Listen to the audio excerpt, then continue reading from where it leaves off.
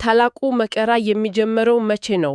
ይህ ጥያቄ ለዘመናት ሲጠየቅ የኖረ ብዙዎችን ግራ ሲያጋባ የቆየ ምናልባትም በተወሰነ ደረጃ ፍርሃትንም የሚፈጥር ጥያቄ ነው። በጣም ዛሬ የምንመረምረው በዳንኤል፣ በማቴዎስ፣ በተሰሎንቄ ሰዎች መልእክት እና በራእይ መጽሐፍ ውስጥ የተነገሩትን ሐሳቦች ነው። እነዚህ ጥንታዊ የትንቢት መጻሕፍት ስለ መጨረሻው ዘመን ውስብስብ የሆነ ካርታ የሚሰጡ ይመስላሉ።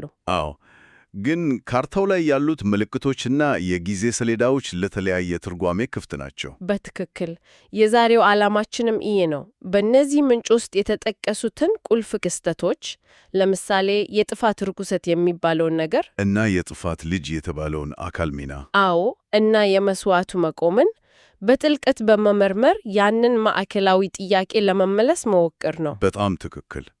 ውይይቱን ከመጀመራችን በፊት ግን አንድ መሰረታዊ ነገርን መለየት በጣም አስፈላጊ ነው። እሺ።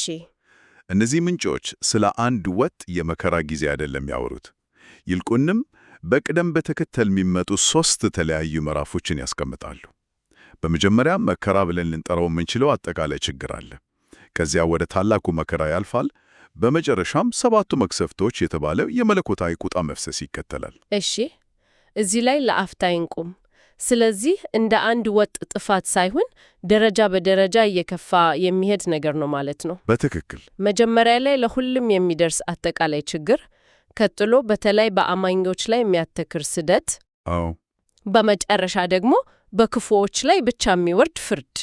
ይህንን ልዩነት ከመጀመሪያው መረዳት ለቀጣዩ ውይይታችን በጣም ወሳኝ ይመስለኛል። በጣም ወሳኝ ነው። የመጀመሪያው መከራ ሁሉንም ጻድቃንንም ሆነ ኃጣጣንን በአንድ ላይ ያጠቃልላል። ታላቁ መከራ ግን ኢላማ ያደረገ ነው። በዋናነት የሚያተክረው በቅዱሳን ላይ ነው። ምንጮቹ ይህንን የመጀመሪያው ግማሽ ሳምንት ብሎ ከሚጠሩት የጊዜ ክፍል ዳር ያያይዙታል። ሦስተኛውና የመጨረሻው ምዕራፍ 7ቱ መቅሰፍቶች ደግሞ ቅዱሳኑ ከተለዩ በኋላ በምድር ላይ በሚቀሩት ኃጣጣን ላይ ብቻ የሚፈስ ፍርድ ነው። ግልጽ ነው፣ በጣም ግልጽ ነው። ስለዚህ 3ቱም የተለያዩ ናቸው። እንግዲያው ከመጀመሪያው እንጀምር። ወደ ታላቁ መከራ ከመድረሱ በፊት ዓለም ምን አይነት ሁኔታ ውስጥ ያልፋል? ምንጮቹ የሚስሉት ጺል በጣም አስፈሪ ነው። በጣም ጦርነት፣ ረሃብ፣ ወረሽኝ እና የመንግስታት ጭቆና ሩብ የዓለምን ሕዝብ እንደሚያጠፋ ይናገራሉ። ይህ በራሱ እኮ ማይታሰብ ጥፋት ነው። አዎ፣ ያ ገና ጅማሬው ነው። ከዚያ በኋላ ሁኔታው በፍጥነት እየተባባሰ ይሄዳል። ምንጮቹ የሚገልጹት ነገር በቀላሉ በምናብ ለመሳል የሚከብድ ነው። ለምሳሌ 1/3 የሆነው የዓለም እጽዋት በእሳት እንደሚቃጠል ይናገራሉ። 1/3? አዎ። ይህንን ለአፍታ እናስበው። ደኖች፣ የግብርና ሰብሎች፣ ሁሉም ነገር። ይህ በዓለም አቀፍ ደረጃ ምን አይነት የምግብ እጥረት ሊያስከትል እንደሚችል መገመት አይዳግትም። የሚለወጥ ይገልጻሉ። ይሄ እኮ የሳይንስ ፊክሽን ፊልም ነው የሚመስለው። ሰነዶቹ ይህንን በትሬው ነው የሚገልጹት ወይስ ምሳሌያዊ አነጋገር? ትርጓሜው ላይ ክርክር ቢኖርም የትንቢቶቹ ቋንቋ ቀጥተኛ ይመስላል። አንድምታው ግን ግልጽ ነው። ሌላኛው ዋናው የምግብ ምንጭ የሆነው የባህር ምግብ ሙሉ በሙሉ ይጠፋል። ከዚህ ጋር ተያይዞ 1/3 የሚሆኑት የንጹህ ውሃ ምንጮች፣ ወንዞችና ፏፏቴዎች ይመራራሉ። ሁሉ ነገር እየተበላሸ ነው የሚሄደው። አዎ፣ የመጠጥ ውሃ እጥረትና ለእርሻ የሚሆን ውሃ ማጣት ዓለምን ሽባ ያደርጋታል ማለት ነው። ከባቢ አየርም ላይ ተጽዕኖ እንዳለ ሰምቻለሁ። የቀን ብርሃን በ1/3 ይቀንሳል ይላሉ። ይሄ ደግሞ በሰብል እድገት ላይ በሚያሳድረው ተጽዕኖ ምክንያት የምግብ እጥረቱን ወደ ከፋ ደረጃ ያደርሰው። ልክ ነው። ይሄ ሁሉ በአንድ ላይ ሲሆን የሰው ልጅ ተስፋ ወደሚቆርጥበት ደረጃ ይደርሳል። እንዲያውም ምንጮቹ ሰዎች ሞትን የሚኙበት ነገር ግን መሞት ማይችሉበት የ5 ወር ጊዜ እንደሚመታ ይገልጻሉ። በጣም አስደንጋጭ ነው። ልክ ነው። ይህ ሁሉ ተደማምሮ የፈጥረው አንድ ነገር አለ። ዓለም አቀፍ ተስፋ መቁረጥ እና ለሰላምና ለስርዓት ከፍተኛ ጉጉት። እነዚህ ሁሉ ጥፋቶች፣ ትርምሶችና ስቃዮች የጥፋት ልጅ ለተባለው አንድ ዓለም አቀፍ መሪ መገለጥ መድረኩን ያመቻቻሉ። በቃ ሁሉም ነገር ሲበጠበጥ አንድ አዳኝ ይፈልጋሉ ማለት ነው። በትክክል የቀሩት ተቃዋሚ ኃይሎች ሲወገዱ እና በሕይወት ከቀረው ሕዝብ 1/3 ሲሞት የሰው ዘር በሙሉ ጆሮውና ልቡን ለዚህ መሪ ይሰጣል። ሰላምና መረጋጋትን እንደሚያመጣ ቃል ይገባል። የዓለም መንግሥት ይመሠረታል። እና ያኔ ነው። አዎ፣ ይህ ክስተት ደግሞ የትንቢቱ የጊዜ ሰሌዳ ውስጥ የመጨረሻው ሳምንት ወይም የመጨረሻዎቹ 7 ዓመታት መጀመሩን ያመለክታል። እሺ፣ አሁን ወደ ዋናው ጥያቄያችን የተቃረብን ነው። ይህ የዓለም መሪ ስልጣን ላይ ሲወጣና 7 ዓመቱ ሲጀምር ታላቁ መከራ ወዲያውኑ ይጀምራል ማለት ነው? ነገሩ የበልጥ ትኩረት የሚስብና አከራካሪ የሚሆነው እዚህ ላይ ይመስለኛል። በትክክል እዚህ ላይ ነው ትልቁ የትርጓሜ ልዩነት የሚፈጠረው። በምንጮቹ ላይ ተመርክዘው የሚከራከሩ ሁለት ዋና ዋና አመለካከቶች አሉ። የመጀመሪያው አመለካከት እንደሚለው ታላቁ መከራ የሚጀምረው ልክ ያ የ7 ዓመት ጊዜ እንደተጀመረ ነው። ከመጀመሪያው ቀን ጀምሮ ማለት ነው። ከመጀመሪያው ቀን። ይህ አመለካከት በምን ላይ የተመሰረተ ነው? መሰረቱ በትንቢተ ዳንኤል 9:7 ላይ የሚገኝ አንድ የዕብራይስጥ ሐረግ አተረጓጎም ነው። ሐረጉ በሳምንቱ እኩሌታ ይላል። ይህ የመጀመሪያው አመለካከት ይህንን ሐረግ በሳምንቱ እኩሌታ ወይም በመጀመሪያው ግማሽ ሳምንት በማለት ይተረጎመዋል። እሺ። ስለዚህ በዚህ እይታ መሰረት የጥፋት ልጅ በቤተ መቅደስ ውስጥ ራሱን አምላክ አድርጎ የሚሰየመውና የአውሬውን አምልኮ በግድ የሚያስፈጽመው ከመጀመሪያው ቀን ጀምሮ ለ42 ወራት በሙሉ ነው። ቆይ ይሄ ማለት ቅዱሳን ለ3 ዓመት ተኩል በሙሉ በስደት ውስጥ ያልፋሉ ማለት ነው? ይህ በጣም ረጅም ጊዜ ነው። አዎ ረጅም ጊዜ ነው። ሁለተኛው አመለካከትስ ምን ይላል? ሁለተኛው አመለካከት ደግሞ ያንን ሐረግ በሳምንቱ እኩሌታ ፍጹም በተለየ መንገድ ይተረጉመዋል። በሳምንቱ አጋማሽ ነጥብ ላይ በማለት ይወስደዋል። በዚህኛው እይታ የጥፋት ልጅ በቤተ መቅደሱ ውስጥ ራሱን አምላክ አድርጎ የሚያውጀው የመጀመሪያዎቹ 42 ወራት ሊያልቁ ሲሉ ልክ በ7 ዓመቱ አጋማሽ ላይ ነው። ይሄ እኮ ትልቅ ልዩነት ነው። በአንዱ አመለካከት አማኞች ለዓመታት የሚዘልቅ ከባድ ፈተና እንዲጠብቁ ሲነገራቸው፣ በሌላኛው ደግሞ ፈተናው ለአጭር ጊዜ ነው የሚሆነው። አንድምታው በጣም ትልቅ ነው። በሁለተኛው አመለካከት መሰረት ቅዱሳን በታላቁ መከራ ውስጥ የሚያልፉት ትንሣኤው ከመፈጸሙ በፊት ላለ በጣም አጭር ጊዜ፣ ምናልባትም ለጥቂት ቀናት ብቻ ነው። የአንድ ሐረግ ትርጉም እንዲህ አይነት ሰፊ የሐሳብ ልዩነት መፍጠሩ የሚገርም ነው። ብጠብራጋደ ጉዳዩ የጊዜ ሰሌዳ ብቻ ሳይሆን አማኞች ሊጠብቁት ስለሚገባው የመከራ ርዝማኔና ጥልቀት ጭምር ነው። ስለዚህ አንደኛው ለ3 ዓመት ተኩል ተዘጋጁ ሲል፣ ሌላኛው ደግሞ በመጨረሻው ሰዓት ላይ ለሚመጣ አጭር ግን ከባድ ፈተና ተዘጋጁ እያለ ነው ማለት ነው። ልክ እንደዛ ነው። ምንጮቹ ከእነዚህ ሁለት አማራጮች ውጪ ሌላ ፍንጭ አይሰጡም? አንድ ሶስተኛ አማራጭ ያቀርባሉ። ይኸውም ይህ ክስተት የጥፋት ርኩሰት የሚፈጸመው በመጀመሪያው ግማሽ ሳምንት በሆነው ወቅት ሊሆን ይችላሉ ይላሉ። ይግድ በመጀመሪያው ቀን መጀመርም ሆነ ይግድ በአጋማሹ ላይ መሆን የለበትም። ነገር ግን ከአጋማሹ ሊያልፍ አይችልም። ለምን? ምክንያቱም ምንጮቹ እንደሚሉት ቅዱሳን ከዚያ ጊዜ በኋላ ስለሚነጠቁ ነው።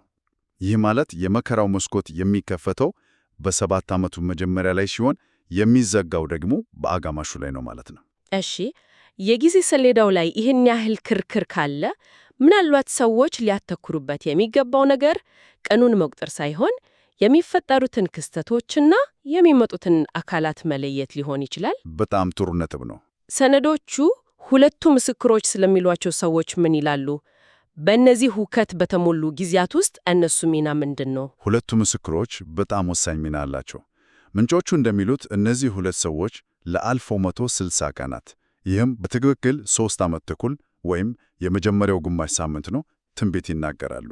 የሚገርመው ኃይላቸው ነው። ጠላቶቻቸውን በአፋቸው በሚወጣ እሳት የማጥፋት፣ በትንቢት ዘመናቸው ዝናብ እንዳይዘንብ ሰማይን የመዝጋት፣ ውሃን ወደ ደም የመለወጥ ሥልጣን አላቸው። ይህ ማለት በአውሬው የጭቆና ዘመን ለቅዱሳን እንደ ከለላ ያገለግላሉ ማለት ነው። በትክክል ብዙ ትርጉሞች እነሱን የመሸሸጊያ ስፍራ በማለት ይገልጿቸዋል። በአውሬው ኃይል ላይ መለኮታዊ ሆነ መከላከያ በመሆን ቅዱሳንን ይጠብቃሉ። ስለዚህ ኃይላቸው ፍጹም አይደለም። የእነሱ መገኘት የአውሬው ኃይል ፍጹም እንዳይሆን ያደርገዋል። ነገር ግን የ1660 ቀናት አገልግሎታቸው ሲያልቅ አውሬው እንዲያሸንፋቸውና እንዲገድላቸው ይፈቀድለታል። እና ያኔ ነው። ያ ደግሞ ታላቁ መከራ ወደ ጥጉ መድረሱን የሚያመለክት ምልክት ነው። ይህ በእንዲህ እንዳለ የጥፋት ልጅ የተባለው የዓለም መሪ ደግሞ የራሱን እንቅስቃሴ ያድርጋል። በቤተ መቅደስ ውስጥ ይቀመጣል የተባለው ክስተት ወሳኙ ነጥብ ይመስለኛል። ከሁሉም በላይ ወሳኙ ምልክት እሱ ነው። የጊዜ ሰሌዳው ላይ ባንሰማማም ይህ ድርጊት ይህም የጥፋት ርኩሰት በመባል የሚታወቀው የታላቁ መከራ መጀመሩን የሚያበስር የማያሻማ ምልክት ነው። ይህ አካል በቤተ መቅደስ ውስጥ ራሱን አምላክ አድርጎ ያውጃል፣ መሥዋዕትንና ቁርባንን ያስቀራል፣ እንዲሁም የራሱን ምስል እንዲመለክ በግድ ያስፈጽማል። ዳንኤልም ሆነ ኢየሱስ በማቴዎስ ወንጌል ላይ አንባቢዎች ይህን ምልክት ሲያዩ እንዲያውቁና እንዲሸሹ አስጠንቅቀዋል። አዎ ምንጮቹ ይህ የጥፋት ርኩሰት ከተፈጸመ በኋላ ቀናትን መቁጠር እንደሚቻል ፍንጭ ይሰጣሉ። ለምሳሌ ይህ ክስተት ከተፈጸመ ከ1335 ቀናት በኋላ የተባረከ ነገር እንደሚሆን ይናገራሉ። ስለዚህ የተባረከ ነገር ምንነትስ ምን ይላሉ? እዚህ ላይም እንደገና ሁለት ዋና ዋና አማራጮች ቀርበዋል። ቆይ እዚህ ላይ አንድ ግልጽ ያልሆነልኝ ነገር አለ። የተባረከው ነገር የመጀመሪያው ትንሣኤ ወይም የሺህ ዓመት መንግሥት ሊሆን ይችላል ተብሏል። እነዚህ እኮ በጣም ተለያዩ ነገሮች ናቸው። አዎ ተለያዩ ናቸው። አንዱ ግለሰቦች መዳን ሲሆን፣ ሌላኛው ደግሞ የመላው ዓለም ታሪክ አዲስ ምዕራፍ ነው። ሰነዶቹ ለምን በሁለት የተለያዩ አማራጮች ያስቀምጡታል? በጣም ጥሩ ጥያቄ ነው። አንደኛው አማራጭ ያ የተባረከ ክስተት የመጀመሪያው ትንሣኤ መሆኑ ነው። በዚህ ጊዜ ለአውሬው ያልሰገዱና ሰማዕት የሆኑ ቅዱሳን ከሞት ተነስቶ ወደ አየር ይነጠቃሉ። ሁለተኛው አማራጭ ደግሞ የሺህ ዓመት መንግሥት መመስረት ሊሆን ይችላል። ምንጮቹ ሁለቱንም አማራጮች ክፍት አድርገው የሚያስቀምጡት ምናልባት ሁለቱም ክስተቶች እርስ በርስ የተያያዙ በመሆናቸው ሊሆን ይችላል። የመጀመሪያው ትንሣኤ የሺህ ዓመት መንግሥት መግቢያ በር ነው። ገብቶኛል። ስለዚህ የ1335 ቀናት መቁጠሪያው የጀመረው የጥፋት ርኩሰት ከቀመበት ቀን ጀምሮ ሲሆን የሚያበቃውም በትንሣኤ ወይም በመንግስቱ መጀመሪያ ላይ ነው። በትክክል። እሺ፣ ወደ ሌላ አከራካሪ ሐሳብ እለፍ። በማቴዎስ 24 ላይ ስለ የቀኖቹ መታጠር የተጠቀሰ ሐሳብ አለ። ብዙ ሰው ቀኖቹ ይታጠራሉ ሲባል የመከራው ጊዜ ራሱ በሆነ ተአምር ይቀነሳል ብሎ ያስባል። ነገር ግን እነዚህ ሰነዶች የሚያቀርቡት ትርጓሜ የተለየ ነው። አዎ፣ እዚህ ላይ ያለው ትርጓሜ በጣም አስገራሚ ነው።